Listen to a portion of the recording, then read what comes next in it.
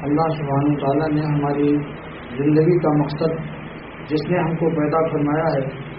حق تعالیٰ کی ذات نے ہماری زندگی کا مقصد بھی بیان فرما دیا کہ ہم نے تم کو کیوں پیدا کیا۔ اللہ سبحانہ تعالیٰ فرماتے ہیں تبارک الذی بیدہ الملک،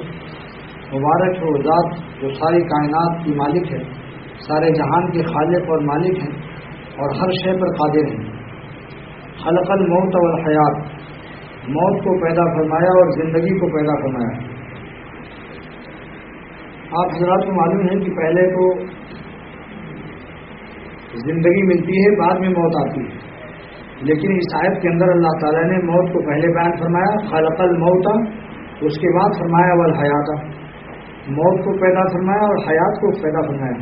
موت کو مقدم کیوں فرمایا؟ یہ سوال خود پڑھتے وقت میں مولانا شاہ عبدالغنی صاحب رحمۃ اللہ علیہ نے مجھ سے سوال کیا کہ بتاؤ اختر میاں بقول ہمارے الحاج صوفی حشمت صاحب کے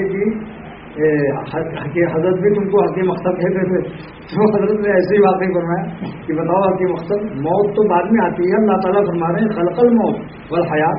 موت کو پیدا کیا اور زندگی کو، تو زندگی کے بعد موت آتی ہے، اللہ تعالیٰ مقدم کیوں فرما رہے ہیں؟ پھر خود ہی اس کا جواب فرمایا کہ اصل بات یہ ہے کہ جو جس زندگی کے سامنے اپنی موت نہ ہوگی وہ زندگی جانوروں جیسی ہو جائے گی۔ جو انسان پردیس کو وطن سمجھ لے اور یہ اسے معلوم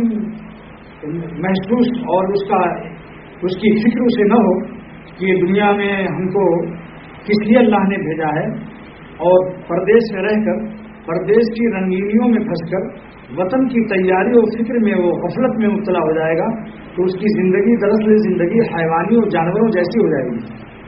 تو اس لیے فرمایا کہ جو لوگ موت کو یاد رکھتے ہیں دراصل ان کو زندگی صحیح معنوں میں زندگی مل جاتی ہے، کیونکہ موت کا تصور ہمیں آخرت کی طرف متوجہ کر دیتا ہے۔